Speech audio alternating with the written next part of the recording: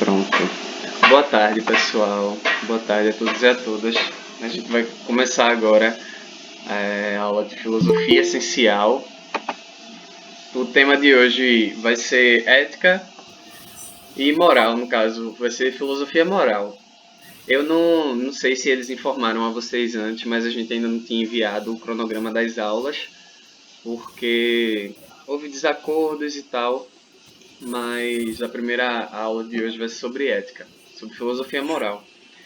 A próxima de filosofia, muito provavelmente, vai ser sobre política, seguindo-se, por sua vez, epistemologia e, por último, metafísica.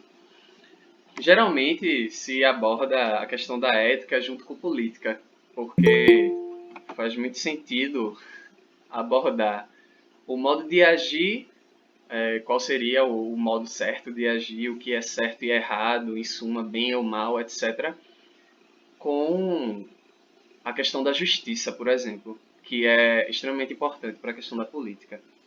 Mas a gente vai fazer uma separação, porque como é pouquinho tempo, assim, né, uma aula só, aí a gente pode dar uma maior atenção para esses conceitos. Compartilhei tela não, Esther, porque o plano, na verdade, seria utilizar a questão do PowerPoint como um quadro branco, sabe?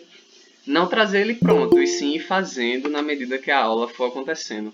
Mas pelo que eu percebi testando de manhã, essa ferramenta aqui do Windows para gravar a tela, se eu colocar um PowerPoint aqui, ele não vai estar gravando a tela do PowerPoint, vai ficar só nessa aqui, que foi quando eu dei o OK para gravar. Então, peraí, vamos tentar. Vou botar aqui, ó, uma janela. Cadê a do PowerPoint? Porque aí fica melhor de observar e aí no final disponibilizo. Agora vai ficar a galera pedindo para entrar e eu sem ver.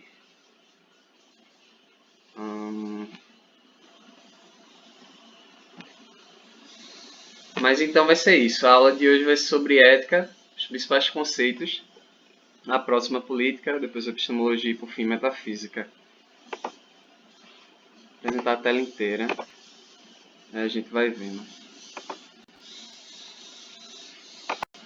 Só que quando eu apresento eu não vejo vocês. Bonito, né? Só um instante.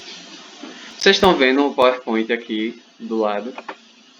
Sim. Estão vendo, né? Em branco. Ótimo. Então vamos colocar aqui. Ética. Ou filosofia moral. E ainda estão se vendo, né? E vendo a minha cara aqui, ótimo. Dinâmico. Deixa eu só aumentar aqui, né? Ocultar. Sou enroladinho. Pronto. A que se refere esse campo da ética, hein, pessoal? Eu acredito que todo mundo já se deparou com situações na vida em que teve que escolher, em que teve que decidir sobre guardar o troco excedente ou devolvê-lo, sobre qual é a decisão certa a se tomar em determinada situação ou não. É sobre isso que diz a filosofia moral, é sobre isso que trata a filosofia moral. Como eu devo viver? Na verdade, a pergunta seria: qual a melhor vida? Vamos deixar isso bem abrangente de início, mas qual a melhor maneira de viver? Essa pergunta apenas Ai, os Yuri, seres... desculpa te interromper, mas a aula vai ficar gravada. Tô gravando aqui. Isso. Ah, tá bem. Obrigada. Qual a melhor... Por nada. Qual a melhor maneira de viver? E essa pergunta é fundamentalmente uma pergunta humana. Por quê? Porque os animais não possuem livre-arbítrio. E a moral é muito caro o livre-arbítrio. A gente pode colocar aqui, ó. A pergunta já, né, para ficar marcada. Pronto, porque os animais não têm livre-arbítrio, se eles fazem mais coisas sem regras do que a gente. Muito provavelmente a regra da necessidade natural, justamente. E não é o caso de nós estarmos a par disso. Todo mundo sabe que se você tiver com a bexiga cheia ou com muita fome, você não vai conseguir prestar atenção em nada, ou a sua capacidade de discernimento e deliberação vai estar atingida. Não vai estar 100%, justamente por conta dessa questão da necessidade natural que lhe aflige. No entanto, a par disso, a gente também tem essa questão do livre-arbítrio. Então, a primeira coisa que a gente tem que perceber é que a moral exige liberdade. Ah, entendi. Então, enquanto a gente tem a opção de escolher o que vai fazer ou não, eles só fazem pela necessidade. Exatamente. A gente não conhece a história de uma manga que estava lá no pé. A gente sabe que toda época determinada do ano é a época da manga cair. E aí essa manga, que eu não consegui nem inventar um nome para ela, mas aí a manga tava conversando com a árvore, véi, eu não vou cair. E aí a árvore, como assim? Aí, não, cara, se eu cair eu vou me sujar no chão, se eu cair eu vou me espatifar toda. A manga Shelby. A manga Shelby se recusou a cair quando chegou a época de cair. E ela terminou apodrecendo na mangueira. Bem, a gente só consegue imaginar essa história, porque na vida real, a manga, chegou a determinada época, ela vai cair do pé.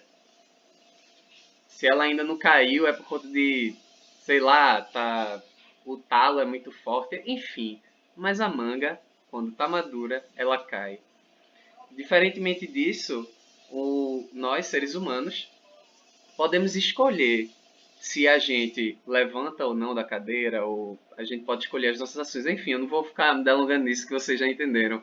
Existe uma diferença entre o que seria esse instinto natural, vou colocar aqui, ó, instinto dos animais, com esse instinto, vamos chamar assim, humano. O ser humano, ele transcende, ele cria, ele inova. O ser humano é maravilhoso, cria, cadê, ó? Cria, inova, ele transcende aquela realidade dada à primeira vista. E isso é o que diferencia a gente, antes de tudo, para a questão da ética. É a capacidade de livre-arbítrio. Tenha isso em mente. Exemplo, né? Quando a gente disse que nesses países, por exemplo, europeus, que o IDH é extremamente alto, que o índice de Gini é próximo de 1, não é? Ou é mais próximo de 0, como é que a desigualdade é menor? Vocês tiveram aula de geografia uma semana atrás? Já tiveram esse assunto? Ou não? Eu não lembro, não. Ainda não. Eu não Ainda lembro dele não? ter dado esse assunto. Mas Não, foi eles bom. falaram sobre terreno, sobre o núcleo da É Terra. verdade. Mas existem certas formas de mensurar a desigualdade social nos países, e dentre eles, se eu não me engano, é o índice de Gini, que vai de 0 a 1, e se está mais próximo do 1 ou é do 0, agora eu não lembro, mas vai dizer que o país é mais desigual ou não. Então, nesses países com pequeno índice de desigualdade social, a gente já ouviu a história de que existia uma banca de jornal sem jornaleiro. Uma banca de jornal cheia de jornal, com um caixa à mostra, e que você, apenas sozinho consigo mesmo, ia lá, pegava o jornal, pagava, fazia o seu troco e ia embora. À primeira vista, a gente poderia chegar lá, perceber que não tem ninguém ao redor. Vamos imaginar que é de 3 horas da manhã. Vamos olhar para si, não tem nenhuma câmera. E agora? O que é que eu faço? Eu pago pelo jornal, ou eu levo o jornal, levo a caixa, levo o banquinho, levo a banca todinha embora. Um animal não teria essa questão, mas um ser humano, sim. E esse é o ponto. Outro exemplo acerca dessa questão de que a problemática moral ela exige de nós uma tomada de decisão. O âmbito ético exige de você, que está me escutando aqui, que você decida ou por A ou por B. E é muito comum nas situações que nós precisamos decidir que a gente hesite. E só hesita quem tem liberdade. Só hesita quem tem livre-arbítrio para decidir o que fazer. Outra situação, quando a gente vai numa banquinha ali comprar um cigarro e o dono da banquinha, que estava até de lockdown, ele ficou arretado porque ele tá pirado, ele tá surtado. Ele, meu irmão, lockdown, velho, eu queria trabalhar e a galera não tá deixando, ele é contra o lockdown. E aí você vai hoje, que acabou o lockdown, comprar um cigarro e o carinha tá tão puto com a situação que ele dá o troco errado. E aí você vê que tá errado, só que você tem aquele momento de hesitação entre devolver o dinheiro, o excedente do seu troco, ou entre pegar para você e gastar com, sei lá, outra coisa que você goste. Para quem não fuma, imagine que você vai comprar uma pipoca ou qualquer outra coisa. Exato. Coco, né? E exato, coco verde, exatamente. Então, você percebe que o ser humano, em determinadas situações de sua vida, precisa decidir acerca do que fazer. E é justamente nesse âmbito que se localiza, que se situa a filosofia moral. Vamos continuar. Outro exemplo, só para que eu tenha anotado aqui. Decidir se você vai furar lá o terminal da CDU, quem aqui já foi no terminal da CDU, ou qualquer outro terminal integrado daqui da região metropolitana, se você vai pular a catraca ou se você vai pagar a passagem. É uma decisão que você precisa tomar. E quando você está nessa situação, você está situado no âmbito ético. Certo? Bem, a moral ela dói, a moral ela angustia, pois escolher a melhor vida, escolher, tomar uma decisão acerca da minha vida, pressupõe deixar de escolher outras. Quando eu escolho colocar o dinheiro, devolver o dinheiro, eu deixo de ter dinheiro para comprar outro coco verde daqui a pouco. A moral, quando eu escolho uma coisa, eu deixo de escolher outra. E quem é que garante que a escolha que eu tomei é a melhor? Quem é que garante que a vida que eu levo é a melhor? A moral, ela surge quando o mundo não se impõe, quando o mundo deixa você decidir. Eu falei que é essencial a moral, a questão da liberdade. Então, se você está numa situação em que você é coagido a tomar uma decisão, certamente você não está no âmbito moral. Certamente a ética está passando longe, porque você precisa ser livre para deliberar. Existe um polo, dois polos na verdade, uma gangorra, em que um lado está a moralidade e do outro lado está a força. Quando as pessoas não são morais, não são éticas, e aqui, nesse momento da aula, eu estou usando a palavra ética e a palavra moral como sinônimos, depois a gente vai especificar um pouco cada uma. Mas se uma sociedade ela não é moral, se ela não é ética, ela necessita cada vez mais do emprego da força, da coerção, para que as pessoas sigam determinada via e ajam de determinada forma. Aqui no Brasil, a banca de jornal teria uma câmera, teria o jornaleiro e teria um carro de polícia estacionado do lado. Porque se você pegasse esse dinheiro ou roubasse os jornais, ou etc., certamente seria corrigido dessa sua ação anormal, eu diria, dessa sua ação desvirtuada, seria corrigida, colocada nos eixos. Então existe uma gangorra em que existe a força e em que existe a moral. E se existe força, não existe moral. Se existe moral, existe liberdade, livre-arbítrio e decisão. Bem, um exemplo muito bom para a gente tratar disso, a gente encontra em Platão. Aí eu vou escrever aqui. Cadê? Eu não estou conseguindo clicar. Tá clicando. Essas que é a história do Anel de Giges. Cadê? Anel de Giges está no livro A República ou da Justiça. O nome do livro. E a história de Giges é a seguinte.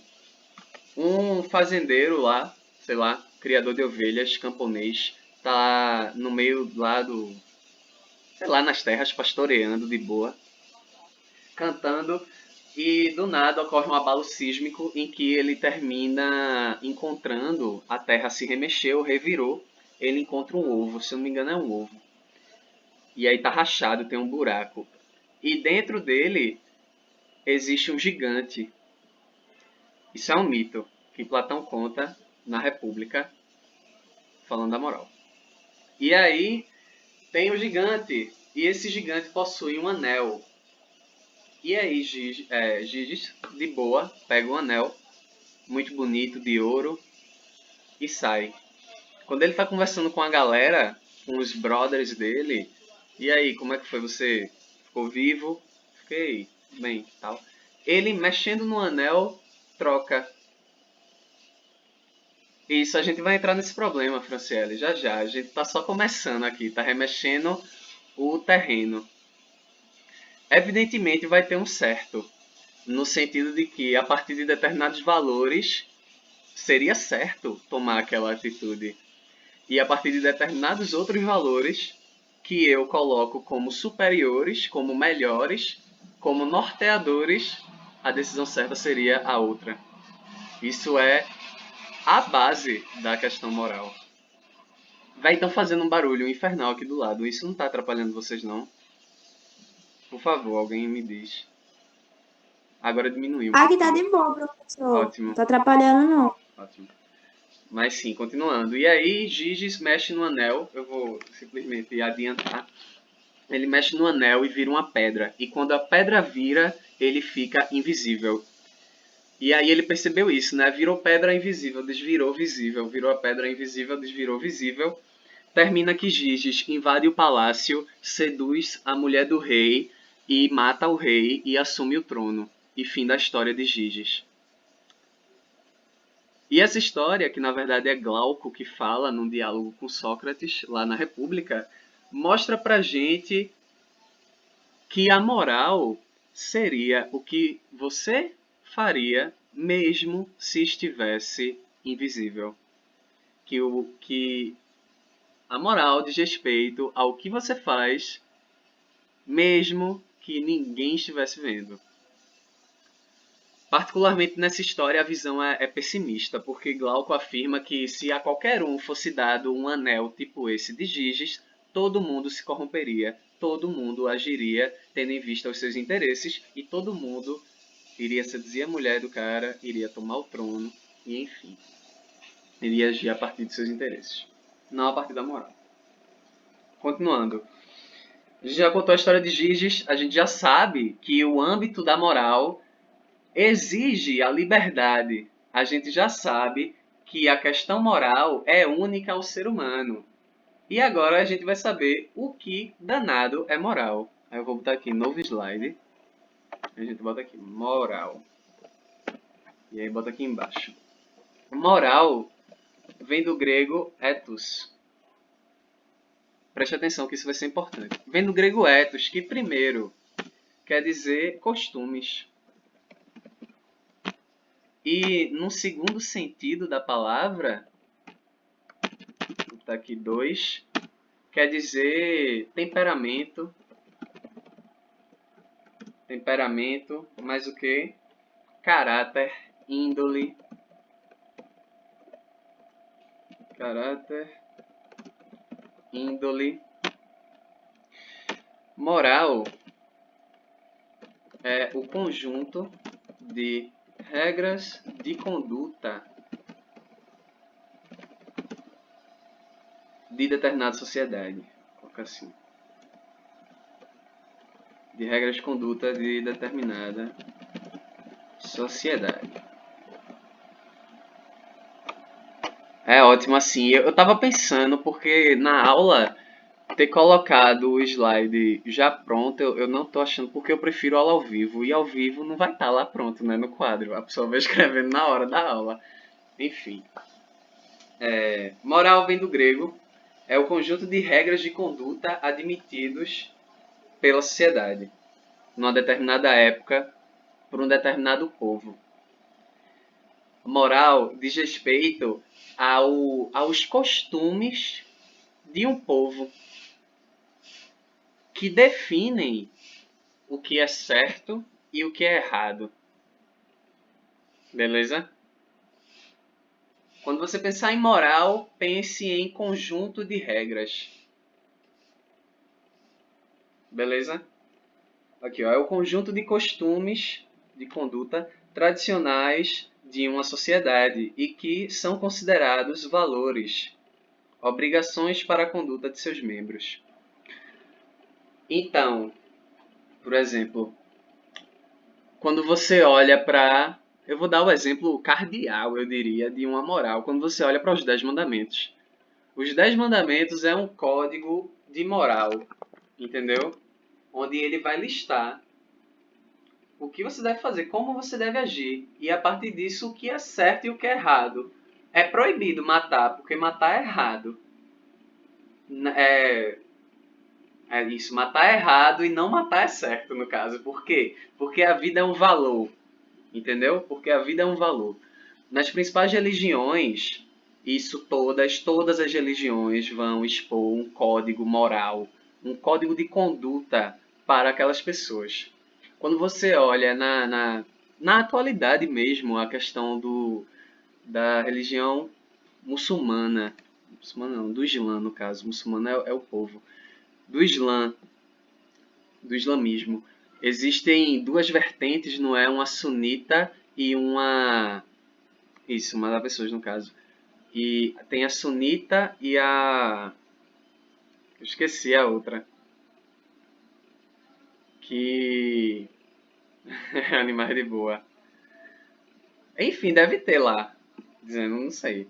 Mas enfim, quando você vê as disputas hoje em dia acerca da religião islâmica entre as duas correntes, uma que é mais tênue quanto ao Corão e ao que ele estabelece lá de código de conduta, e a outra que é mais ortodoxa, exatamente xiita. Obrigado, Thalisson. Os sunitas e os xiitas. Um desses dois é super extra hiper ortodoxo em relação ao que está no Corão e por isso que prega, não sei, a burca ou etc, ou a Guerra Santa, enquanto que a outra, por uma interpretação diferente, é mais de boa em relação a isso.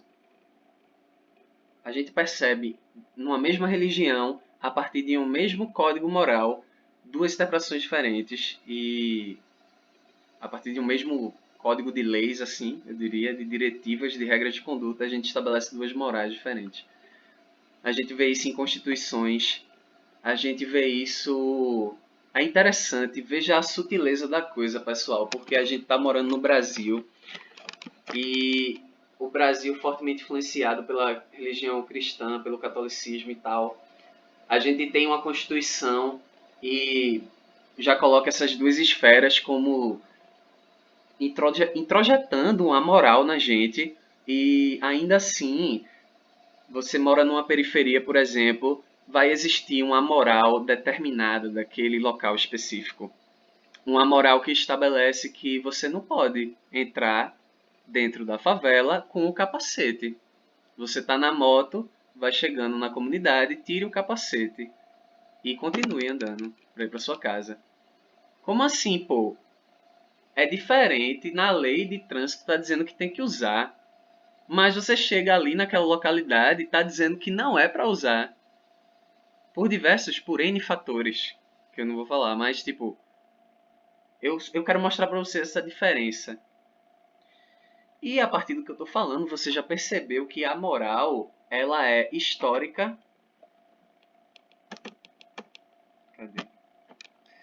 essa pinóia. Que a moral ela é histórica e temporalmente determinada. Legal, né? Histórica e temporalmente determinada. Culturalmente determinada. A moral, esse conjunto de regras de conduta muda com o passar do tempo e com a mudança da localidade que você está analisando. A gente pode citar N exemplos de uma tribo indígena que é correto matar a criança deficiente, um povo, sei lá, que a criança deficiente é a expressão do divino e que aquela pessoa deve ser o xamã da tribo. Totalmente diferente. Para o mesmo fenômeno, totalmente diferente a conduta diante dele. Aí aqui, ó. A moral eu vou colocar aqui em cima também. A moral é histórica e temporalmente determinada. E a moral é exterior e anterior ao indivíduo. Ao indivíduo. Ponto. Pois o comportamento moral varia de acordo com o tempo e o lugar, conforme as exigências de condições nas quais as pessoas se organizam ao estabelecerem as formas de relacionamento e de trabalho. Isso gera um problema. A moral ser histórica e temporalmente determinada, a gente pulou um passo. Veja, não é simples perceber isso. Porque quando a gente nasce, a gente está imerso numa cultura e numa sociedade que possui o seu modo de ser, que possui uma moral estabelecida. De modo que você nasce, cresce e toma essa moral como uma verdade, tipo o sol que amanhã vai nascer. Você toma isso que é contingente, que é histórico, como uma necessidade natural. Você acha que não matar, é o exemplo, sei lá, mas tipo, você acha que não matar é uma certeza natural. Entendeu? O que não roubar é uma necessidade da natureza e não uma convenção. Tá entendendo?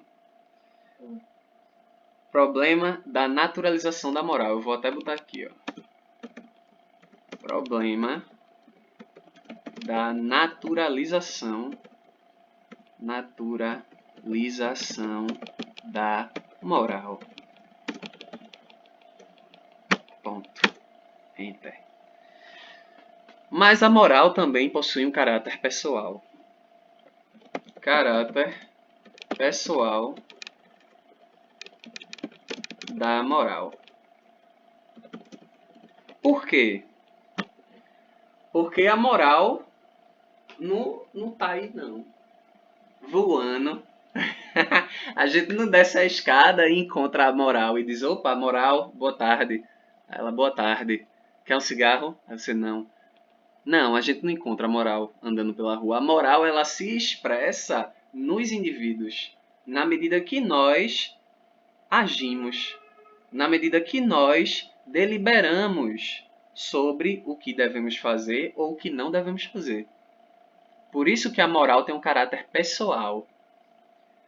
Isso a gente vai ver mais na frente como a questão da autonomia, mas é daqui a pouco. De início, você tem que notar que a moral tem um caráter histórico, mas também tem um caráter pessoal. Se refere à sociedade e ao seu modo de constituição, e se refere também ao indivíduo e ao seu modo de se constituir.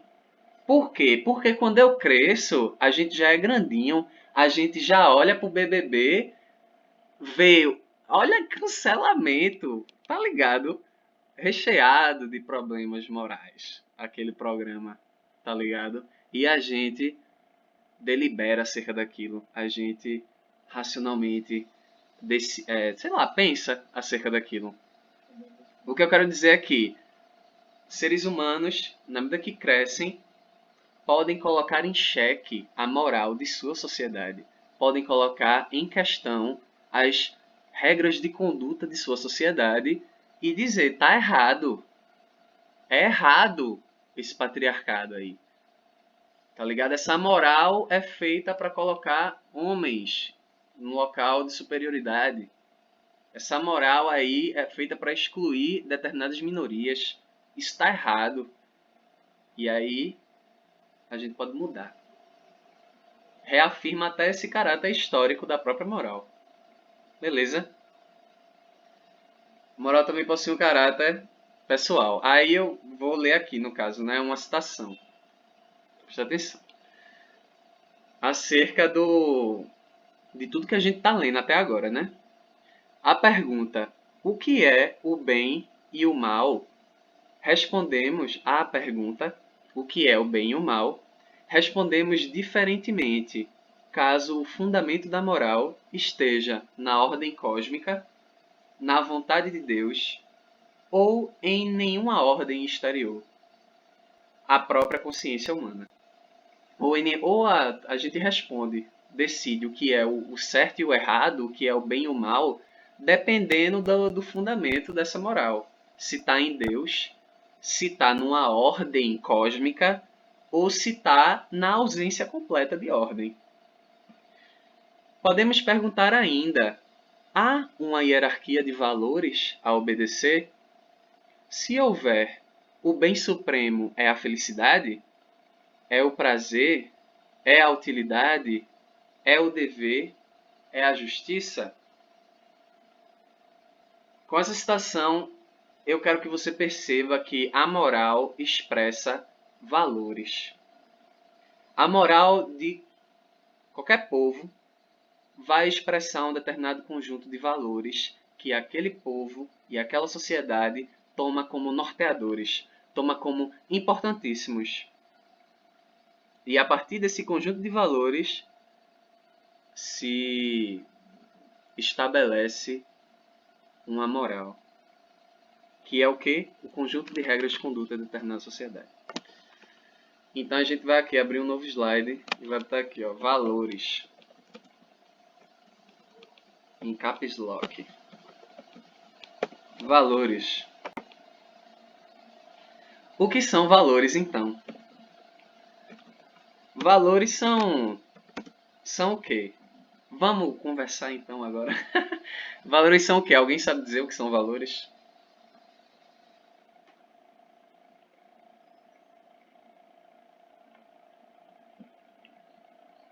Valores é por que você não rouba, por que você não faz algo que você não deveria fazer. Valores, a gente pode dizer, são o quê? São critérios, exatamente. Valores são critérios. Valores são referências que a gente toma para decidir fazer uma coisa ou não. Valores são, em suma, eu vou ler aqui, né? Eu escrevi critérios, são referências que estabelecemos para decidir ou nortear nossas ações, objetivos de vida, escolhas do dia a dia. Você pode não perceber, você estudando o portal que vai ser aprovado no ano de 2021, você pode não perceber, mas as suas ações expressam os valores que você tem para você. As suas ações expressam os seus valores. E isso é muito importante. Então, a questão dos valores... É uma coisa mais pessoal, né? Exatamente. Então, no caso, diferente da ética e da moral. Só que eu quero que você perceba que, de fato, no âmbito do indivíduo, A gente pode até não ter consciência deles, mas nós possuímos certos valores e a gente norteia as nossas condutas a partir deles, nossos objetivos de vida e as escolhas do dia a dia. Mas todo código moral também vai expressar um conjunto de valores. Então, nesse caso, não apenas ao indivíduo, mas também à sociedade, no caso. A gente pode dizer que determinada sociedade... Pronto, quando a gente olha para a antiguidade, e eu não sei se vocês sabem, mas existia uma certa briga entre Atenas e Esparta. E você sabe que a sociedade espartana era muito voltada para a guerra, que o soldado de Esparta era sei lá, era o grande soldado incrível da antiguidade. Era a tropa de elite da antiguidade. Enquanto que em Atenas, claro que tinha um bom exército também, tinha uma marinha massa, Atenas, mas aí você já vê outra questão, a democracia que surge lá. E a cidade ficou conhecida justamente por conta disso, da cultura e arte, dessa efervescência que aconteceu lá. Então, eu posso dizer que a sociedade espartana estabelece como valores a disciplina, a força, a hierarquia, enquanto que a sociedade ateniense colocava como valores o debate, a retórica, a palavra, ao invés da força, a honestidade intelectual, por exemplo. Eu não sei se tu entendesse, Franciele, mas é nesse sentido. Sociedades também expõem. Expõem não, estabelecem, né? Valores. Eu vou botar aqui, ó. Critérios e referências.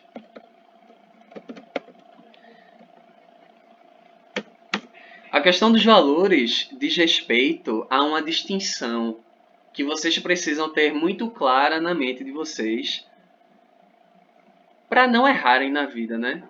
Para não tomarem... Eu vou colocar aqui, ó, a distinção entre juízos de valor e xizinho, né? Juízos de fato.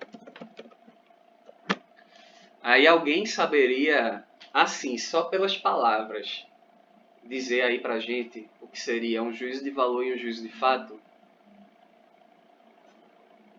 Tipo, o juízo de valor seria, tipo, o que você tem pra você e o de fato é que vale pra toda a sociedade, alguma coisa assim. Mais alguém quer falar? Ou tá de boa? Juízo de... Então, sim, você acertou em parte. Porque juízo de valor... Não, em parte não, completamente. O juízo de valor diz respeito a uma percepção subjetiva. Eita, deixa eu ver aqui o que você tá falando. Aí a mente entraria em utopia. Pronto. Juízo de valor diz respeito à sua... Primeiro a gente precisa dizer o que é juízo, né? Exatamente, Cassandra. Se eu botar aqui, ó, juízo. O que é um juízo? Eu vou colocar aqui uma opinião, né, para ficar claro, né? Porque a gente só escuta a mãe da gente. Menino, tem juízo não? Aí o cara chega aqui e fala de juízo de valor e juízo de fato. Fica complicado de entender, né? Então, juízo, uma opinião, uma frase, não é? É nesse sentido que eu quero que vocês peguem. Um julgamento, uma avaliação. Um julgamento. Pronto. Nesse sentido, um juízo de valor seria uma opinião, uma frase, uma avaliação, um julgamento a partir de valores que são meus, a partir de preconceitos meus, a partir de opiniões minhas. Um juízo de valor é um julgamento feito a partir de percepções individuais, tendo como base fatores culturais, sentimentais, ideológicos e preconceitos pessoais, normalmente relacionados aos valores morais. Acho que fica bom se...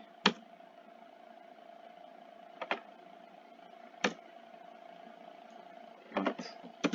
Eu vou colocar aqui, ó, subjetivo. Legal, né? E o juízo de fato, quando diz respeito ao mundo, é justamente que ele é objetivo. Objetivo. Exemplo.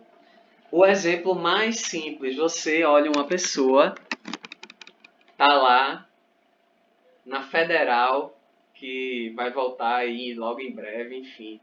Tá lá na Federal indo para sua aula do portal de noite no CCS, e aí é o primeiro dia de aula. E você vai, senta na cadeira, tá lá um pouco apreensivo, né? Poxa, vai começar o ano de estudos. E quando você tá olhando assim pra frente, passa uma jovem. Ou um jovem, né? Uma jovem ou um jovem, um andrógeno. E você curte andrógenos.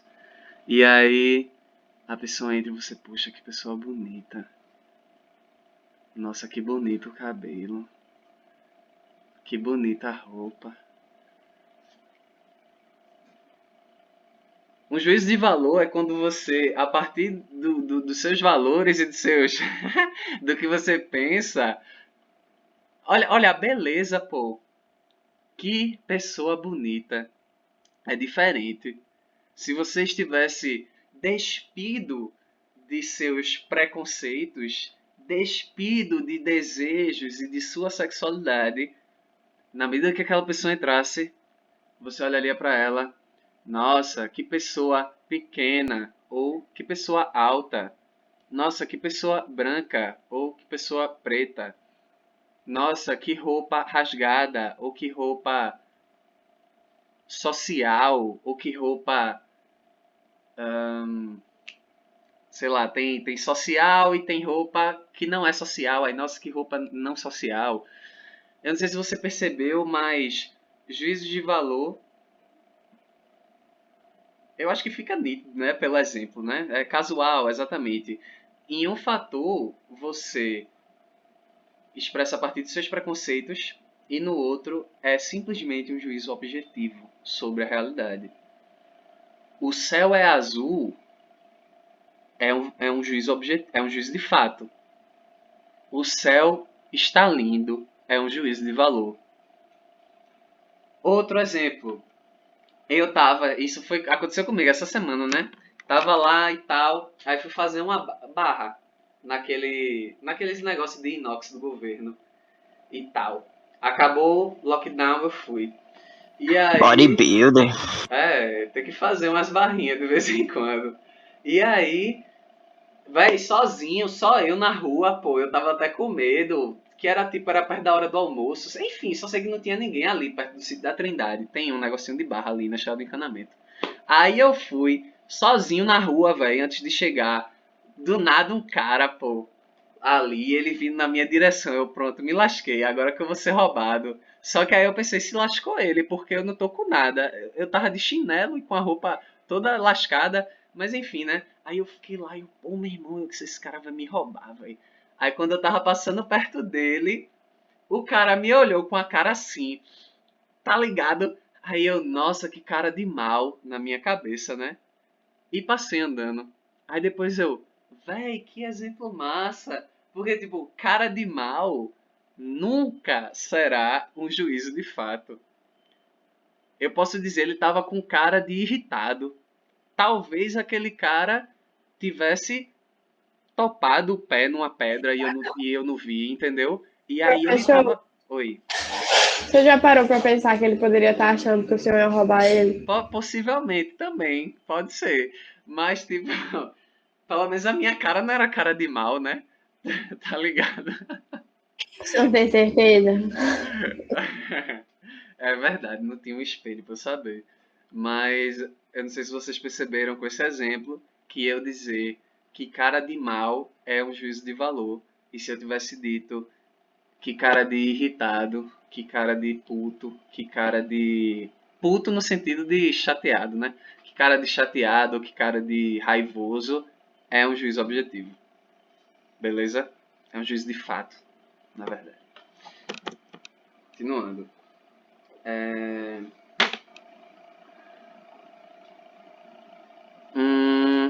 E então...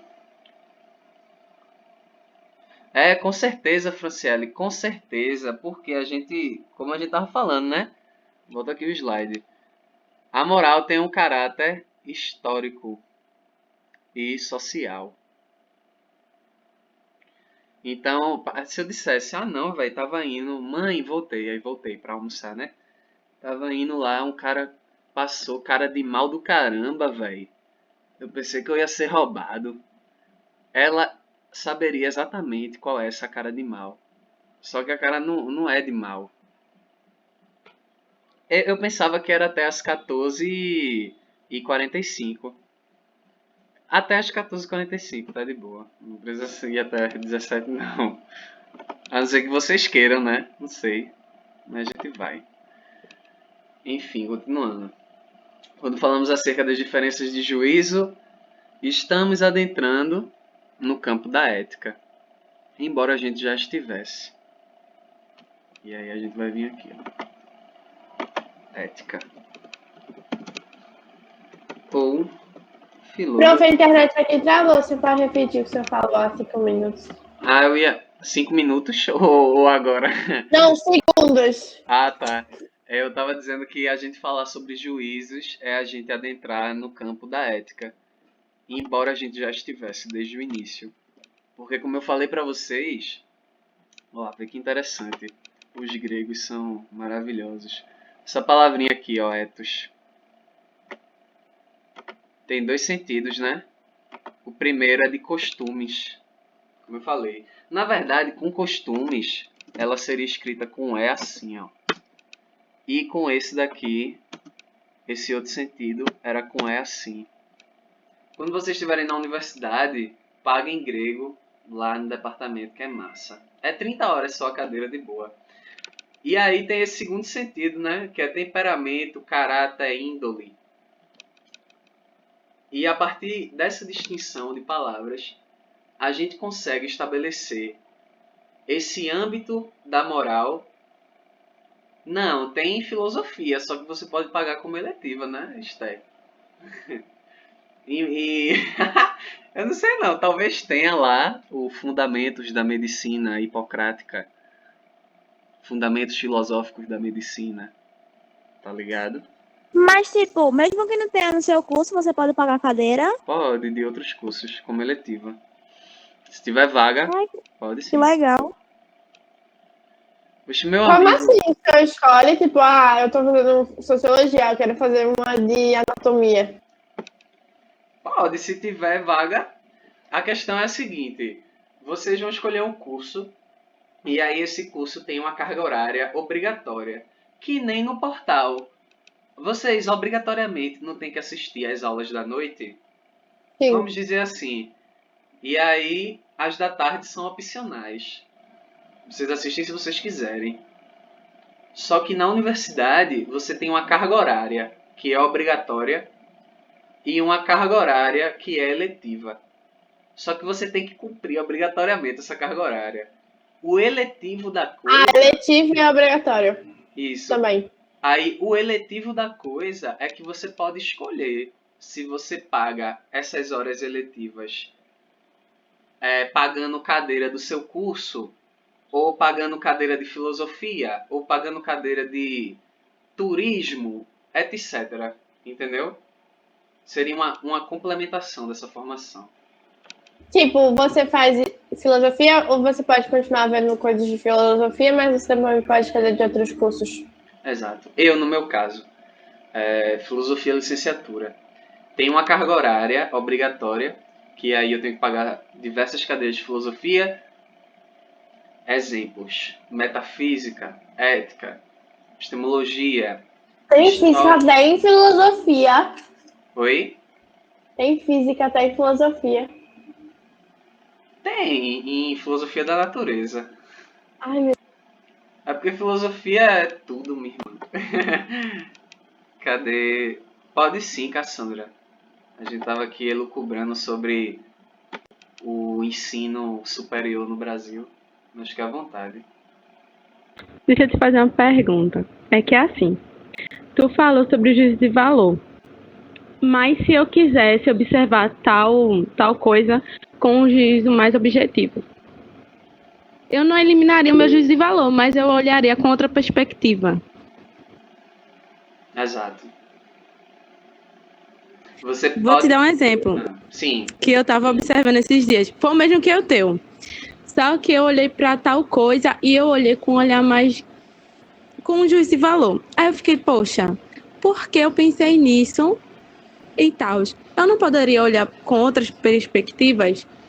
Então, eu fiquei pensando, eu não eliminaria o juízo de valor, mas eu poderia olhar com outra perspectiva. Poderia ter esse equilíbrio aí. É isso, com certeza. O perigoso é a gente achar que um juízo de valor é um juízo de fato. Esse é o perigoso. Ou a gente achar que um juízo de fato é um juízo de valor. Achar que. Deixa eu ver, eu tava pensando no exemplo para isso, mas. Eu não sei, tá um barulho do cacete aqui, eu não sei como isso tá atrapalhando você, velho. Mas enfim. Não sei, eu acho que. Eu acredito que tem a ver com a questão de. Vamos botar aqui, por exemplo. Juízo objetivo. Juízo de fato é o céu é azul, o óculos é marrom, a internet está lenta. Lenta não, fraca no caso. Lenta já seria, eu acredito que um juízo de valor. Mas. Não sei. Tipo, a internet caiu. Um juízo de valor.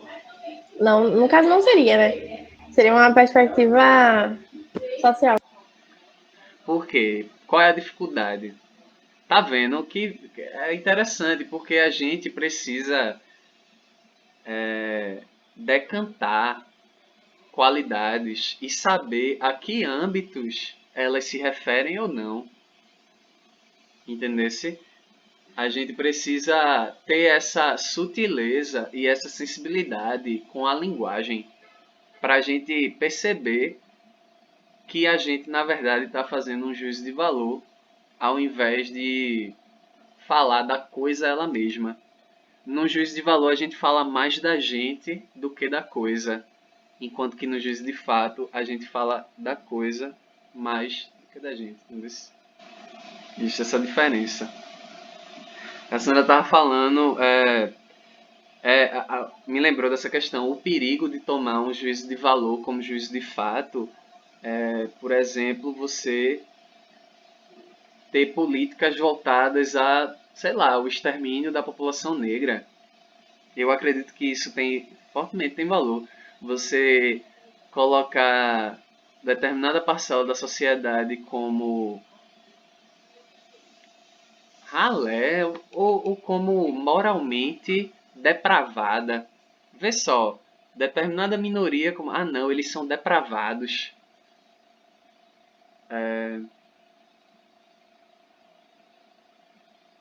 Ao invés de eles não aceitam nossa moral, eles têm uma moral liberal, eles têm uma moral livre. Aí a pessoa diz, não, eles são depravados. E a partir disso, eu instrumentalizo instituições do Estado para o extermínio dessa população, ou para negar direitos a essa população depravada. Eu não sei se ficou claro, tá nebuloso essa questão, mas é justamente nesse sentido. De você colocar o subjetivo e achar que isso é uma norma e achar que isso diz respeito ao mundo, quando na verdade diz respeito a você mesmo, ao que você acha, aos seus preconceitos, no caso. Prof, posso dar um exemplo? Eu Sim, acho que fica à não é tão vontade. legal, mas. Tipo assim, por exemplo, a minha mãe, ela fuma cigarro. Sim, E eu sou cristã. Então eu olho com a perspectiva que, tipo assim, é errado, entre aspas. Eu não gosto. Mas, se eu olhar com outra perspectiva, eu vou ver que ela pode fazer o que ela quiser. E isso, na verdade, não diz se é errado ou não, se ela está sendo errada. Então, eu tento manter esse equilíbrio. Seria um bom exemplo? sim. Isso eu acredito que sim. Porque de início você. A gente tem que buscar como ficaria isso numa frase, por exemplo. Cigarro, sei lá.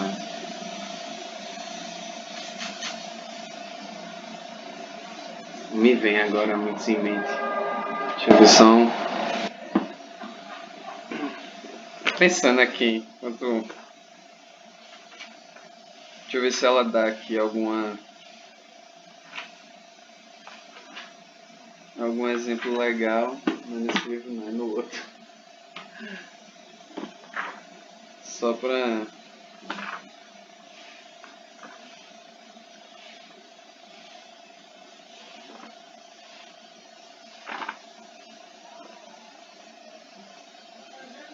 Enfim, se quiserem beber aguinha é essa hora também. Ou ir no banheiro, sei lá. Já tô bebendo minha água de coco aqui. Viciado em coco, Esté. Todo dia, professor. Tem dia que é 2 copos por dia. Mora numa ilha, a menina. Coco tá caro, viu?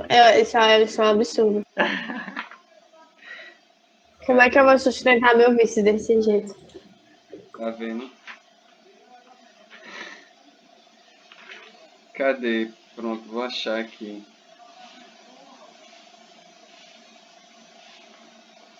Enfim. Foi nesse outro aqui que eu achei. Juízo de valor, juízo de fato, juízo de valor, juízo de fato. Só pra eu ver se ela fala aqui sobre um exemplo bom.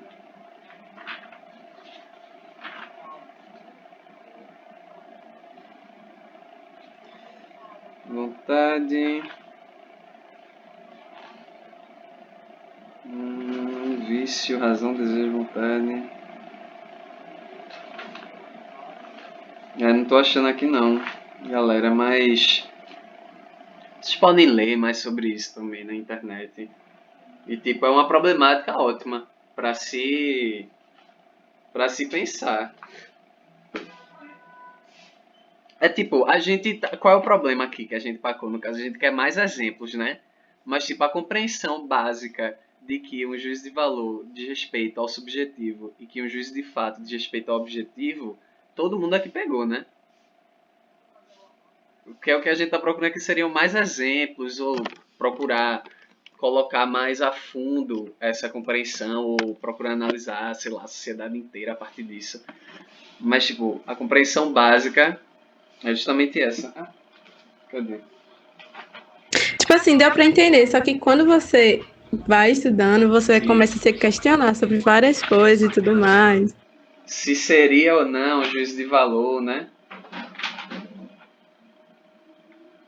Tô ligado.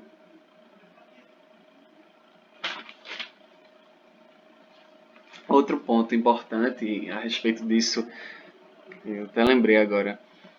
A gente pode colocar aqui, ó, afetividade. Porque o juízo de valor ele vai dizer mais a respeito de mim do que do mundo. E ele vai falar mais de como eu me sinto em relação a algo. De como meus afetos se mobilizam em relação àquele algo. No exemplo do andrógeno bonito que a gente deu, seria justamente essa questão, a beleza que me atraiu ou que me afastou daquela pessoa. No caso do cara lá que me olhou com cara de mal, foi porque eu senti medo dele, entendesse? A gente pode ver isso nas instâncias maiores da sociedade, a questão de racismo, de diversos preconceitos com minorias, também nessa via, entendeu? Da afetividade. Não sei se tá indo. Mas é um indicativo. Diversos filósofos vão falar que o cerne da ética, que a moral existe por conta dos nossos sentimentos. Diferentemente de alguém que diz que existe moral e existe ética porque somos seres racionais, outros dirão que existe moral e existe ética porque somos seres emotivos. Porque a partir de como a gente se sente, a gente procura justificar determinada atitude ou combater determinada atitude. Beleza? Só mais um indicativo, assim. Então, continuando, né? Ética ou filosofia moral. A gente disse que moral era o quê? Era o conjunto de regras de determinada sociedade, de regras de conduta, que exige liberdade, que é histórica e temporalmente determinada, que possui um caráter do indivíduo nela. E a ética? A ética seria o esforço racional, pessoal. Perceba, quando para mim fica muito claro dizer a moral é um papel, certo? E aí, como existem diversas morais, existem diversos papéis, cheios de leis aqui. Aqui tem uma de regra de conduta. E aí, quando eu nasço numa determinada sociedade, né, eu recebo um papel desse e sei o que é certo e o que é errado. A ética é eu crescer, olhar os diversos papéis e dos diversos papéis começar a dizer, ah não, isso é certo, isso é errado, por isso e por isso. Essa regra de conduta aqui expressa determinado valor e esse valor não pode ser universalizado para toda a sociedade. Vai ficar melhor agora. A ética se ocupa com a reflexão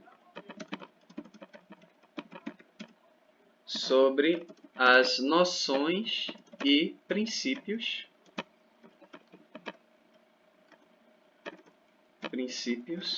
que norteiam, que fundamentam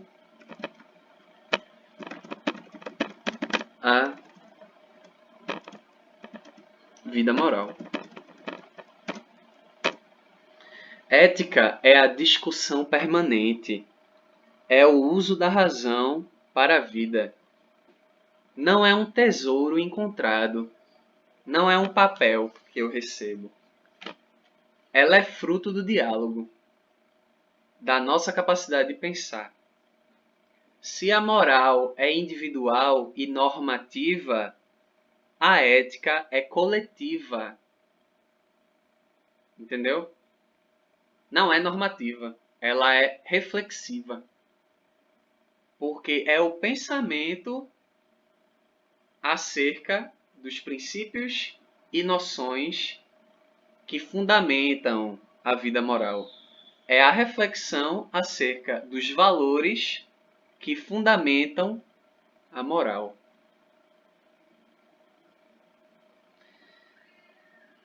Bem, continuando aqui, vou dar um exemplo, vai ficar mais fácil. A ética pensa o que é o bem e o mal, o que são os valores, qual a natureza do dever, o que é um dever moral.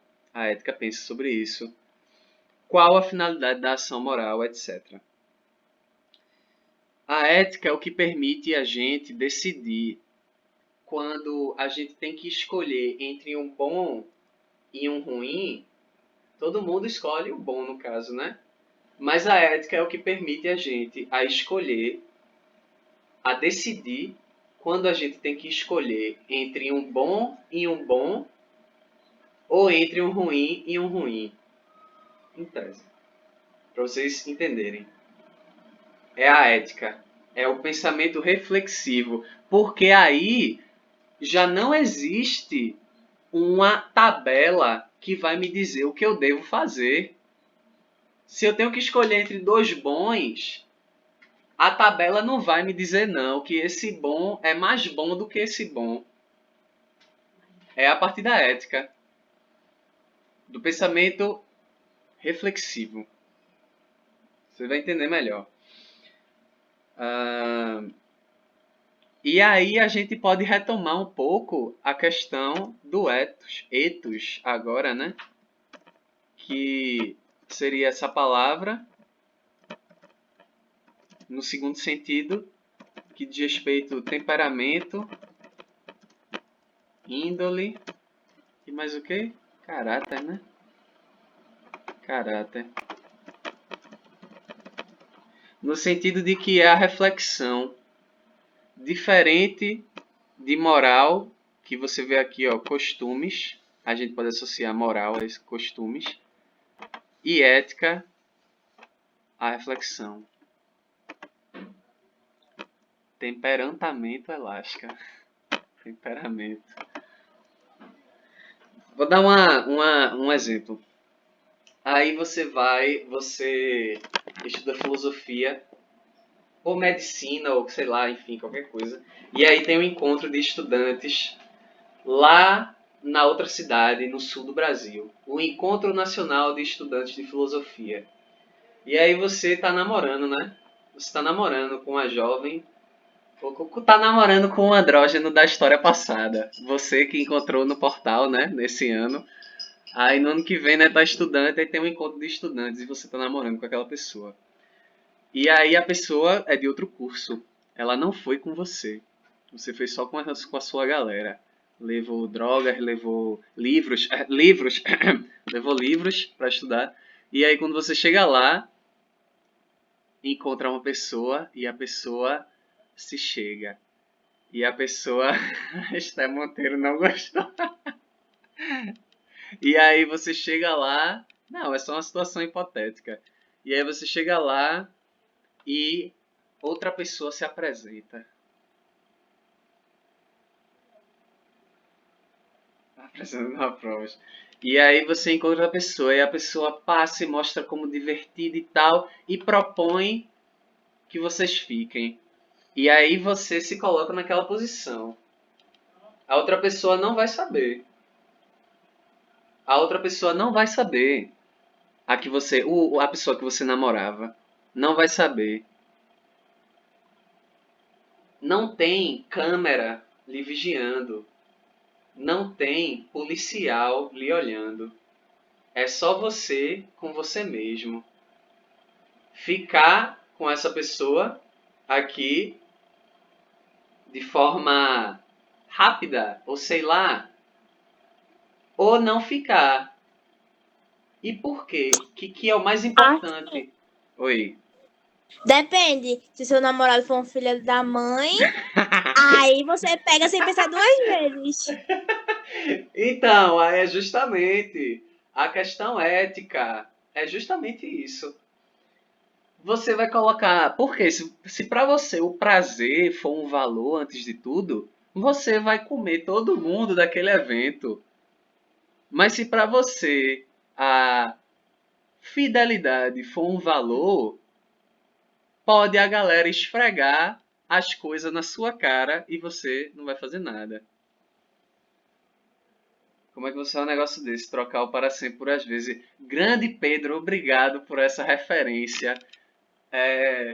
Essa referência é o quê? Imortal, pô. Dá cultura, fala aí, Esther. Prof, se ele tivesse essa ideologia liberal, não faz sentido ele ter assumido um relacionamento. Então, só que às vezes as pessoas fazem coisas sem saber, né? Por carência do momento, acabam assumindo relacionamentos. Exato. Olha aí, pera aí, pô. Vocês sabem muito melhor do que qualquer pessoa quais as encruzilhadas éticas que vocês já viveram quando vocês Oi, tiveram. professor. Deixa eu contar uma história rapidinho. Conte aí. Saiu, meu Deus, me expondo aqui na aula. Saiu um grupo de amigos.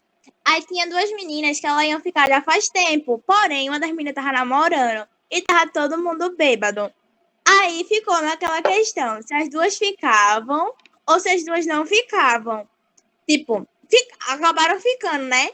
Porém, foi consciência delas. Acabou a gente saindo chorando, que não tinha nada a ver. O pessoal chorando, com pena da namorada da menina.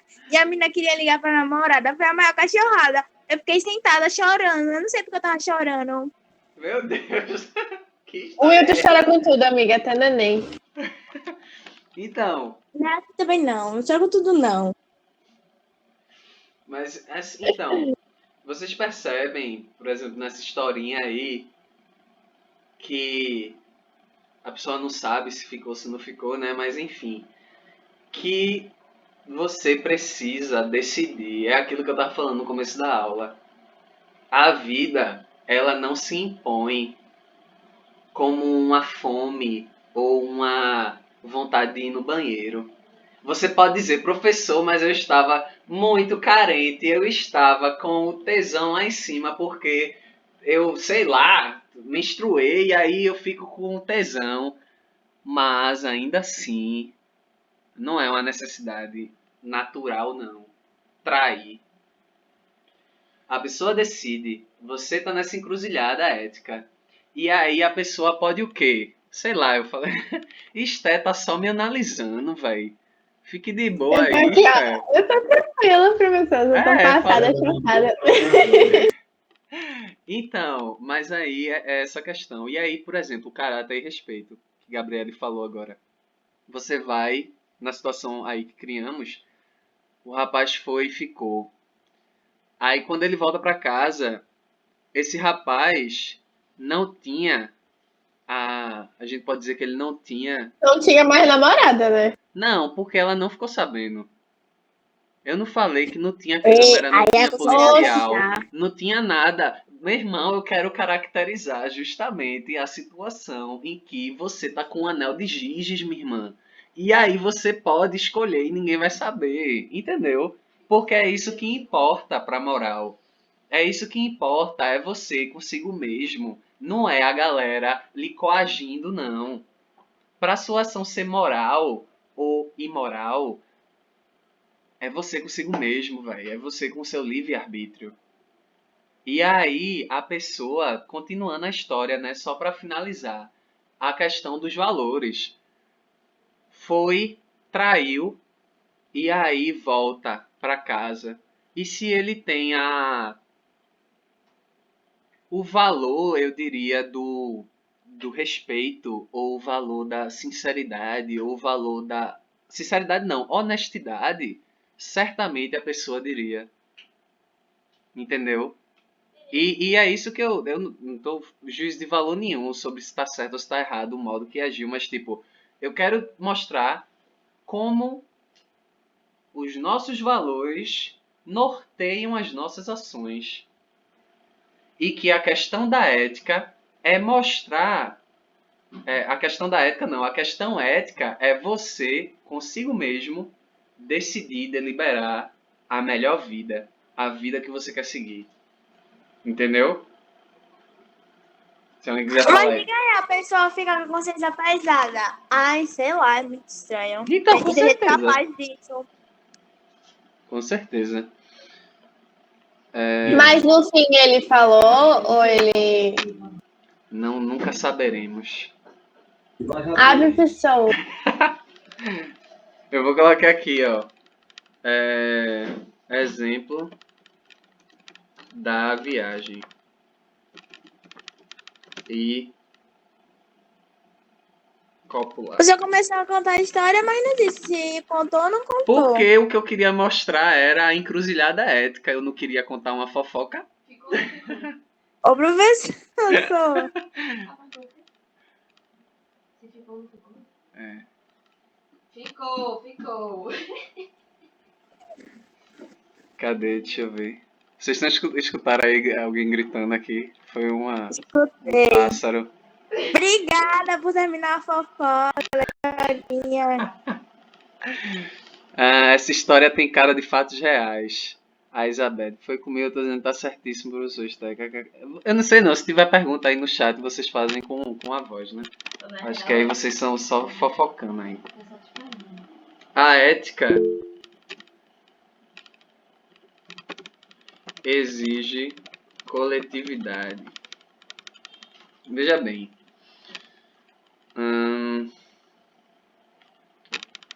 Rapidinho. Você tem que ver aqui nesse exemplo, para você ter aprendido. Você tem que ver aqui nesse exemplo a relação entre valores, liberdade. Se você conseguir relacionar essas coisas com a historinha, você aprendeu. Liberdade, desejos e dever. E intenção. Que era isso que eu queria, né? Não queria falar uma fofoca, não. Eu queria relacionar isso. E intenção. Ai, professor, conta o final. Tem gente aqui ansioso. Cadê? Pronto. Beleza. Outra distinção muito importante na ética, que é heteronomia versus autonomia. Alguém saberia explicar essas duas palavras assim, de primeira, de supetão? Autonomia é uma coisa que você faz só. Tipo, você tem. Acho que esse é o nome do negócio pra dizer que você faz sozinho. E heteromia, você precisa de outra pessoa pra fazer uma determinada ação. É, por aí. Outra Sim. pessoa ou um grupo, né? Isso. É, exatamente, é por aí. Esse nomia, eu vou botar aqui, ó. Nomia vem do grego nomos, que quer dizer lei, certo? Logo, a hétero, que quer dizer outro, e auto, que quer dizer próprio.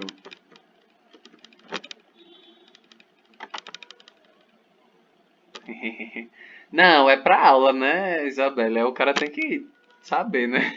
Mas essa coisa realmente vai me acompanhar pro resto da vida. Pelo menos esse glossáriozinho assim. Então, heteronomia, autonomia. Hétero, próprio, auto. Hétero, outro, auto, próprio. E nomia, que vem de nomos, que quer dizer lei.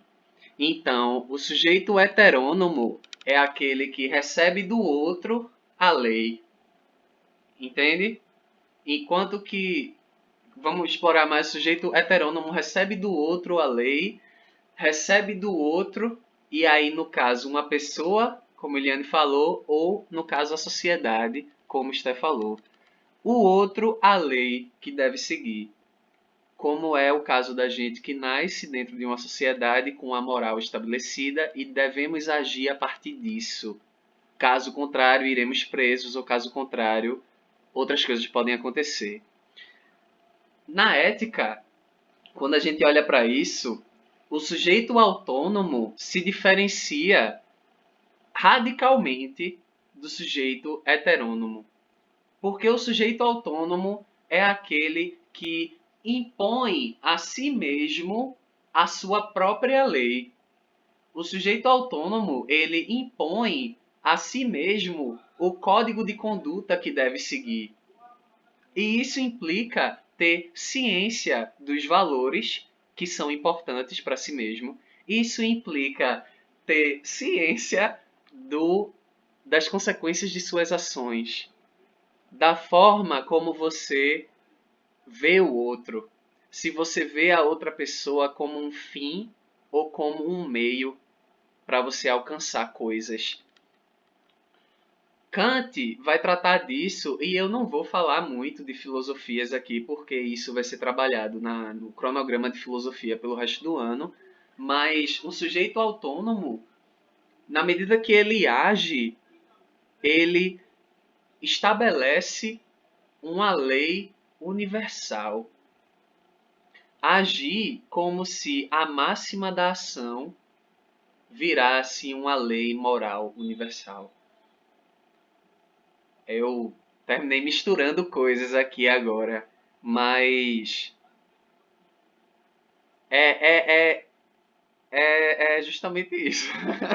Enfim, podem perguntar aí, cadê? Consegui entender, Isabela?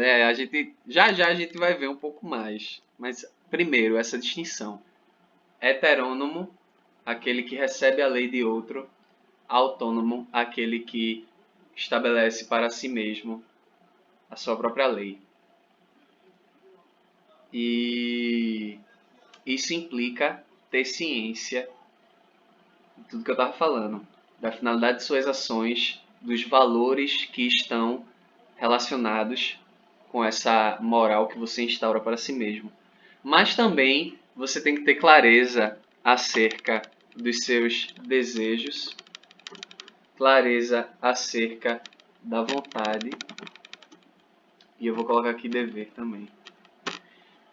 Nós somos seres, como a gente estava falando no começo da aula, e já termina inclusive, a gente sente desejo, a gente não é puramente neocórtex, a gente também tem sistema límbico, a gente também tem respostas afetivas e emotivas para as situações da vida, de modo que a minha ação moral precisa levar em conta esses diversos fatores. Para eu decidir se uma ação é moral ou não, eu preciso levar em conta todos esses fatores. Desde a consequência da ação ela mesma, se foi boa ou ruim, se aumentou o sofrimento da humanidade ou se diminuiu a fome do mundo, e a intenção do indivíduo. E isso foi uma coisa que o cristianismo trouxe para a gente, a questão da intenção. Porque, no caso, Deus, o Todo-Poderoso, ele vê a gente até dentro da gente, no caso. Ele tem ciência, ele é onisciente, no caso, né? Tem ciência até da nossa intenção. Então, a partir do cristianismo, a questão da intenção do agente moral passou a ser levada em conta para decidir sobre a moralidade ou não de uma ação. E a questão do dever moral, isso realmente, se for entrar, vai tomar mais tempo. Mas, nitidamente, a questão do dever é que você impõe. É algo imposto que você deve fazer. Falando de novo aqui do cristianismo, porque essa parte está imbrincada, intenção e dever, mas você deve respeitar os 10 mandamentos, embora você tenha o livre-arbítrio para não fazê-lo. Embora você tenha a liberdade de escolha, mas você deve respeitá-los. Da mesma forma... Você é de que religião, professor? Eu não tenho, não. Eu já fui. Mas se eu acredito em Deus. Eu não tenho provas nem a favor Na verdade, eu acho que ninguém tem... Porque a questão... Eu ia dizer o seguinte. Eu não tenho provas nem a favor da existência dele, nem a favor da não existência. Embora existam diversas, né? O pessoal sai por aí, na história da filosofia tem logo uns 10 que tentaram provar a existência de Deus. Mas a questão no final não vai ser essa. Vai ser de fé. Então, não, eu não tenho fé para acreditar em Deus. Já acreditei no passado. Hoje em dia, não. Mas isso não me impede de ver as coisas boas, né? Professor, eu vi um menino comentando sobre o negócio de religião. Aí ele falou assim: se Deus é onipresente, ele tá em todos os lugares e todos os tempos. Beleza. E por que ele deixa acontecer tanta coisa ruim no mundo se ele sabe que vai ter gente inocente que vai sofrer? Isso é... Na filosofia, isso daí é muito... É uma aparente contradição. Entendesse? Isso lembra a questão do problema do mal. Veja bem, se Deus é bom, por que que existe mal no mundo? Tá ligado? Essa é a questão. Se Deus é bom e tudo que ele cria é bom, por que que existe mal no mundo? Aí você vai lá. Oi. Vê rapidinho, é porque eu assisti TikTok e aí o pessoal fica falando dessas coisas. Aí eu puxei um gancho pra aula. Teve um menino que ele gravou um vídeo, ele dizendo assim: ou esse Deus ele não é todo poderoso e não tem como impedir o mal do mundo, ou esse Deus é mau por fazer o mal pras pessoas. Aí a gente vai lá em Santo Agostinho, nas Confissões. Nas Confissões não, no livro dele chamado Do Livre-Arbítrio. E aí Ó, a gente professor. vai. Oi? É bem isso que o senhor estava falando, porque Deus ele deu a liberdade para a gente. Do que adianta ele dar a liberdade para a gente ser livre, para decidir, escolher entre fazer o bem e entre fazer o mal, se só existir o bem? Ele vai ser um Deus ditador, onde a gente só pode fazer o bem o tempo todo. E eu não acredito num Deus ditador, eu acredito num Deus que dá o direito a gente de escolher segui-lo ou escolher viver à deriva, fazendo o que quer e o que bem entende, sabe? Exatamente. Exatamente, Esté. E pronto, Santo Agostinho vai por essa mesma via. Lá no livre-arbítrio, só para fechar então, né, a questão, aí ele coloca lá. Não, tá gravando, Luiz. Só que tá gravando aqui no computador. E aí, sim, outra coisa. Eu aprendi hoje de manhã, pô, porque eu pôr no Meet não dá pra gravar, como é que eu vou fazer? Aí tem aqui no Windows, como se eu estivesse gravando um jogo aqui. É engraçado. Mas sim, Santo Agostinho, lá no Livre-Arbítrio, por exemplo, vai inquirir sobre a origem do mal. Vai se perguntar, nossa, se Deus é bom e tudo que ele cria é bom, como pode existir o mal? Aí ele chega na primeira conclusão, que o mal não existe por si mesmo, tal como esta copo, que existe e é um bem. Claro que existe uma gradação entre os bens na criação de Deus. Existem bens que são mais bens do que outros, que são bens enquanto meio, e o outro bens enquanto fim, o outro bens enquanto início, enfim. E aí ele vai chegar na resposta de que o mal é apenas no âmbito moral, que é esse que a gente está estudando aqui. Ah, entendi. O mal se situa apenas no âmbito das ações dos seres humanos. Por quê? Porque tudo que Deus criou é um bem. A mão é um bem, mas eu posso usar a mão para matar. Da mesma forma que uma faca é um bem e porque ela corta o queijo e corta a charque. Inclusive É eu almocei tipo, charque. como ele desse dois caminhos e você tivesse que escolher qual ir. Exato. Aí entra a questão do livre-arbítrio. Exato. Sim. Só que um dos caminhos você respeita a ordem divina, a hierarquia divina, e no outro você inverte, você desrespeita a ordem instaurada por Deus, colocando um fim como meio ou meio como fim, enfim. No caso, por exemplo, usar pessoas para benefício próprio, enganar alguém para usar benefício próprio, para o benefício próprio, a gente vai dizer que é um mal moral, que é errado, porque eu estou usando uma pessoa que é um fim em si mesma como um meio para me deixar mais rico, ou mais feliz, ou enfim. Mas o mal, essencialmente, é moral. Tá ligado? Quando você falou disso, tem gente que eu conheço que é espírita e eles acreditam que eles vão reencarnar em outras vidas. Aí, tipo, nessa vida que eles estão vivendo, eles fazem o bem pra pessoa, faz caridade pra quando eles morrerem, eles ter, tipo, ganhar com isso, entendeu? Sim. Como se fosse uma forma de você ganhar em cima de alguma coisa. Tá errado. Pronto, Kant vai dizer que tá errado. Porque não é assim, não, pô. Você tá ligado? Você não tá fazendo por respeito à lei moral de Deus, não. Tá ligado? Você não tá fazendo porque é certo, você tá fazendo por interesse Exato. de se auto-beneficiar mais na frente. Exatamente. Aí é osso. Aí é osso, meu irmão. Como é que quer ser moral desse jeito? Não é, não. Aí sim. Aí complica. É. Olha aí, se eu trabalhasse no Descomplica, eu ia dizer. Então a gente descomplica. Dispense, boy. Pedro é só pra dizer as máximas. Bota ali a música e depois E dispense. não é? Só faltou a risadinha agora. Daqui a pouco o Pedro vem com alguma letra de música e bota aí nas mensagens. Aí sim. Então, só pra fechar, né? Cadê? Tá. Ah, escutem agora, é importante. A natureza da obrigatoriedade da moral não está na exterioridade. É moral justamente porque deriva do próprio sujeito que se impõe à necessidade de cumprimento da norma. O que a gente estava falando em relação à autonomia.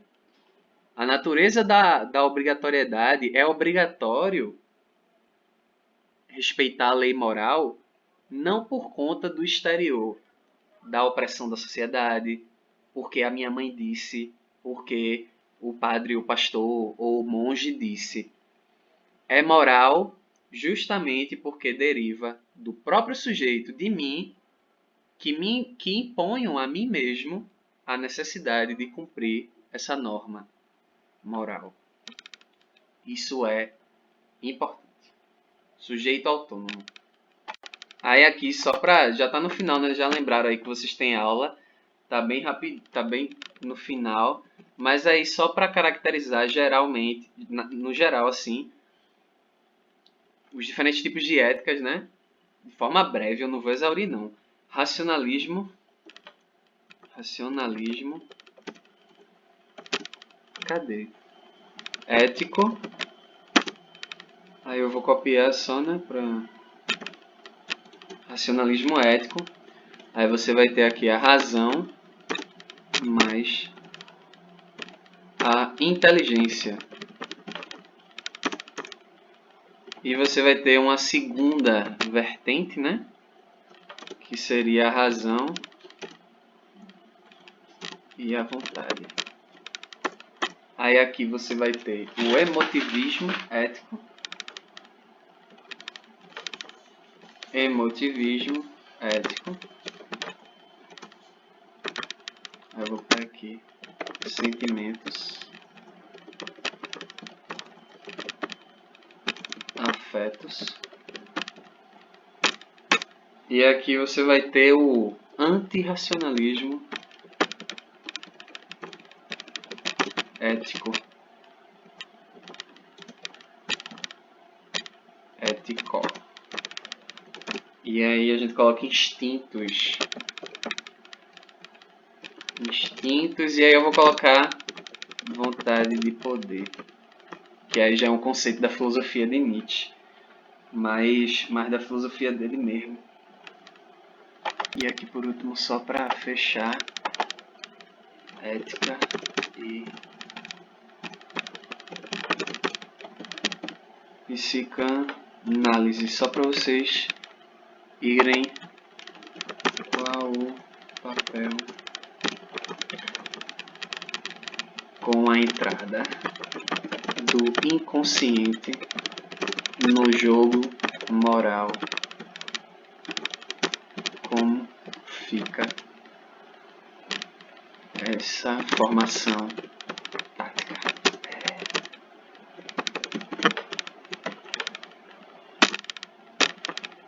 Só para...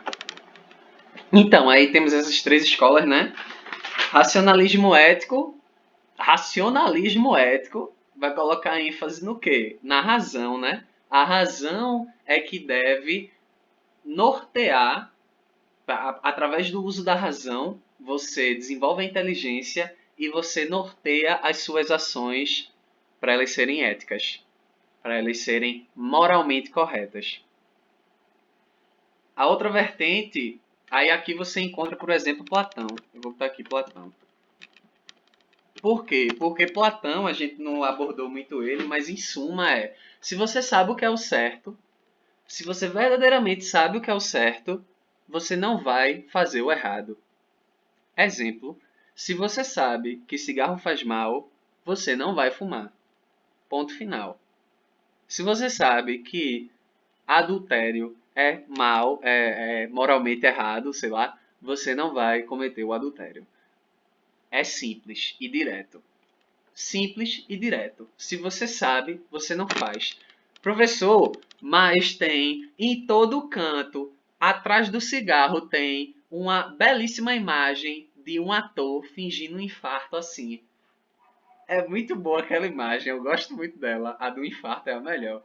E aí a pessoa sabe, pô, a pessoa não é cega não, ela olha toda vez que ela vai fumar. Então, Platão diria, Sócrates diria, ele não sabe verdadeiramente, porque se soubesse, não fumaria.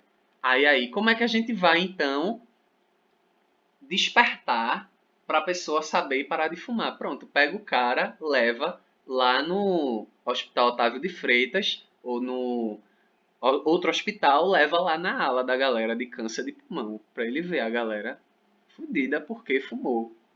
Talvez ele verdadeiramente aprenda e a partir disso mude a sua ação, a sua conduta e pare de fumar. Segundo aqui, razão mais vontade. A vontade, eu não expliquei muito bem, mas se a gente colocar numa régua, e já tá no final, né, galera? Eu não vou demorar, não. Se a gente colocar numa régua, por exemplo, e a gente colocar desse lado aqui os desejos, os instintos, e desse lado aqui a razão, a inteligência, a vontade ela ficaria no meio. E ela permutaria, assim, entendeu? A nossa conduta permutaria na medida em que a nossa vontade estivesse mais próxima do desejo e dos instintos ou da razão e da inteligência. É outra perspectiva moral. E aí a gente vai colocar Kant aqui. Por quê? Porque Kant fala de uma determinada boa vontade. E é muita coisa para falar, não vai dar para explicar, mas enfim, dá para a gente colocar Kant aqui. Emotivismo, emotivismo ético. Emotivismo ético vai dizer que a finalidade não, o fundamento da moral se situa nos sentimentos e afetos das pessoas. Só existe código moral, só existe lei por conta dos sentimentos. A gente pode colocar David Hume aí, mas eu acredito que vocês já ouviram falar de um cara chamado Hobbes, que disse que a sociedade, o Estado, é o que eu digo, o Estado organizado, surge na medida que os homens e as mulheres têm medo, vivem num estado de natureza, de igualdade plena entre todos os seres, entre todos os humanos, e aí eles sentem medo porque eles podem se lascar, e aí eles depositam certos direitos, certos poderes e anulam certos direitos para se sentirem protegidos, entendeu? E a partir disso surgem leis, surge Estado, surge tudo. É outra perspectiva ética. Eu vou botar aqui. Hume, embora eu não tenha falado dele, mas colocar Hume. E aqui antirracionalismo ético. Solta 2 minutos. Aí vai colocar que na verdade esse é o mais divertido e que pena que a gente não pode falar muito. Vai ter ficha, eu ainda não fiz a ficha, Esther, me desculpe. Eu posso escrever essas coisas e mandar para vocês, mas perdoado. Perdoado porque a aula foi divertida. Aí não precisou de ficha não. Mas é massa. Aqui a gente pode colocar Nietzsche, sem sombra de dúvidas. E Nietzsche, cuidado, porque ele pode lhe seduzir muito. Ele pode lhe seduzir muito. No sentido de quê? No sentido de que a moral... Diga aí, olha para isso. De que sentimentos como humildade, honestidade, respeito, valores como solidariedade, valores como a própria honestidade são um instrumento de dominação. Olha pra isso, velho. Gabriela, está elástica, coco, ficha, só que é isso a menina da vida. Mas sim, diga aí, velho, que a moral é um instrumento de controle e que, na verdade, o que importa é você desenvolver o poder, você buscar o poder, não importa se você passa por cima de outro, não importa se você bota pra lascar na galera, porque o que importa é você alcançar o que você quer. Essa irrupção de instintos, esse desejo que aflora e faz você querer agarrar o andrógeno quando ele entra na sala. Desculpa, eu fiquei falando andrógeno, mas não é de sentido pejorativo nem nada. E eu acredito que vocês sabem que eu tô só... Enfim, foi só um exemplo da aula. Mas, tipo, esse desejo que faz você querer agarrar a pessoa que você achou bela e pronto. Em tese, é isso. A vida é irrupção de instintos. A vida é essa força, é essa vontade de ter poder. E é isso mesmo. E pronto. E acabou-se. E, na verdade, dizer que a pessoa tem que respeitar o outro, que a pessoa tem que fazer o certo, foi uma galera fraca que não podia lutar pelo poder, que inventou uma moral desse tipo para conseguir dominar os mais fortes. Diga aí que viagem, velho. É muito incrível, pô. Por isso que esse cara é basilar, velho. Mas aí é esse sentido. Não sei se você entendeu, mas é dizer que existe uma moral que é feita para dominar as pessoas. E que o certo e o errado, que o bem e o mal são, na verdade, instrumentos de dominação. Não são a expressão de algo mais puro do ser humano. Não. É instrumento de dominação, porque o que existe é a vida do agora, é essa mesa aqui, é essa pele, são essas vísceras que buscam poder, sobrevivência e reprodução, biologicamente, enfim. Então, antirracionalismo ético. Você vê que inverte, né? Platão disse que se você sabe o que é o bem, se você sabe o que é o certo, você faz o certo. Aí Nietzsche, não existe certo e errado.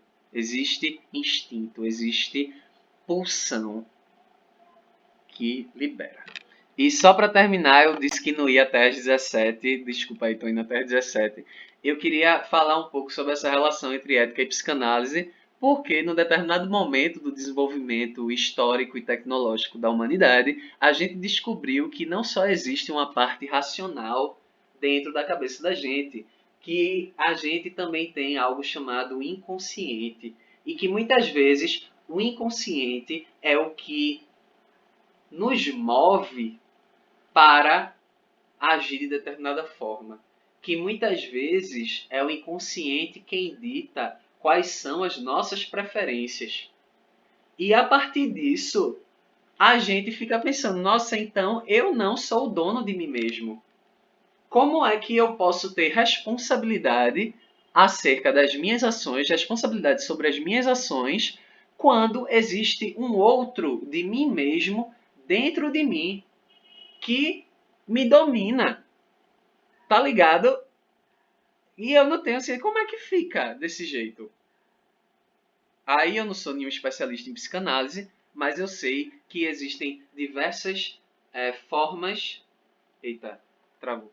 Que existem diversos instrumentos da nossa psique para não deixar passar essas pulsões do inconsciente, esses desejos do inconsciente. Por isso que ele aflora mais no sonho, quando o superego se dissolve um pouco mais.